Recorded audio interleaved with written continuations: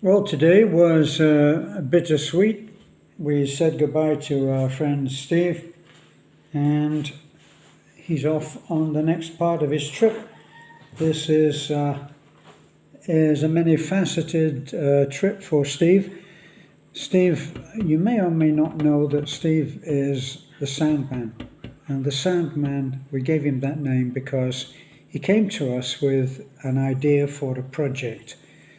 He wanted, for private reasons, he wanted to buy mattresses for people that he is seeing videos of, and they're sleeping on the bare boards. Well, actually, it's not really a hardship for Filipinos because they're quite used to sleeping on a hard surface. I mean, for me, I'd get up in the morning and I'd hardly be able to walk. My bones would be complaining so much. But I noticed that when we have a lot of our students stay, like when we had the concert, they didn't think it was a great hardship to sleep on cardboard. And one particular morning I got up early and I was drawing all the curtains, opening the curtains, and almost tripped over Lorraine, who was sleeping on the tiles, direct on the tiles. I said, why aren't you sleeping on the couch if you have to sleep in the living room? She said, no, it's so much cooler if I sleep on the tiles. See, now, I couldn't sleep. That was without a pillow. But the Filipino makeup is such that they can do that quite easily. Well, our day then started off pretty early, and we got down to the ferry office.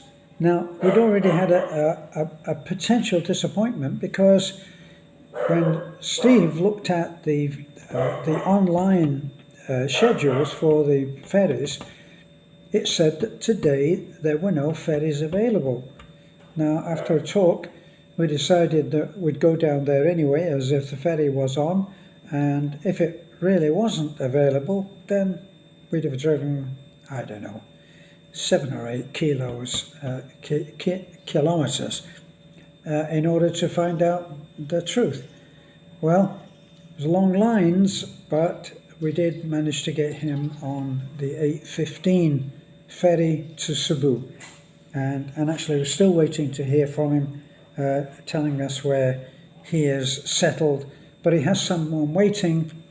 He made friends with the taxi driver when he was over there before he came here for his few days, and the taxi driver was all arranged for him to be there to meet him, and so he has somebody to make sure that he's safe. Cebu is not that dangerous a place, but there are places, the places which would be the worst are always near the port usually, even though Atafi is not that way because Atafi is in the province. So we saw him off, then I went up and had a sanity check with my friend Michael. Michael, if you don't know, is a fellow Mancunian from the UK. We were born within a few miles of each other in the UK. We're not the same age. I am a lot older than he is, 10 years or so, but we have a lot in common in thinking and sense of humor. So when we get to have a chat, then it's good for me and good for him. I find that it's important, if you're an expat coming out here to live, it's important for you to know that there is a feeling of isolation that can hit you if you don't have any kind of support. And by support, I mean people that speak your language. And hopefully people who share your sense of humor, because that makes a hell of a difference. So that's why sometimes when you're thinking, if you're someone who is thinking of coming out here, it's a good idea if you can connect with people in the area that you intend to live or going well. Now, anybody who has been with the channel for a while will know that my particular spin on how you should move out here is so. I think it's better if you research where you think that your lifestyle would fit in best. And it's best if you look at that before you come. Go on and research the 7,000 islands. They're not, when I say 7,000, they're not all doable, okay?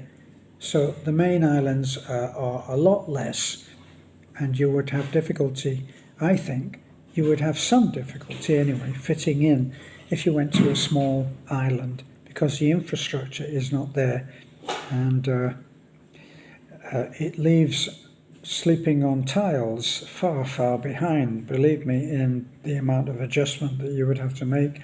So I always say, research where you want to live, find out the lifestyle which suits you. Then if you're finding someone online, that's the time to go online. And when you put in your profile of who you're meeting or hoping to meet, you should put in that you want to meet people, women, in the area which you have decided you would most like to be living in.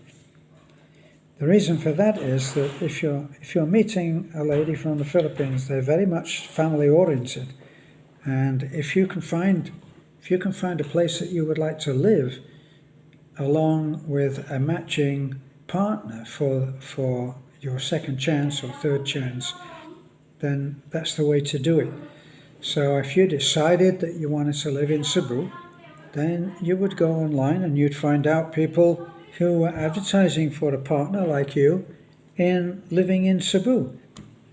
Then you would communicate to them, and then when you come out here, you would be coming out to more of a known situation. Would be much better. Then the second part of my advice always is that when you come out here, you keep your mouth shut and your eyes and ears open for about a month, and you have a look at the way that things are done, and that will stop a possible load of potential shipwrecks, accidents, embarrassing moments, because you won't step out of line and say the wrong thing at the wrong time, which is always a good thing. So, as they say, never pass up a chance to keep your mouth shut.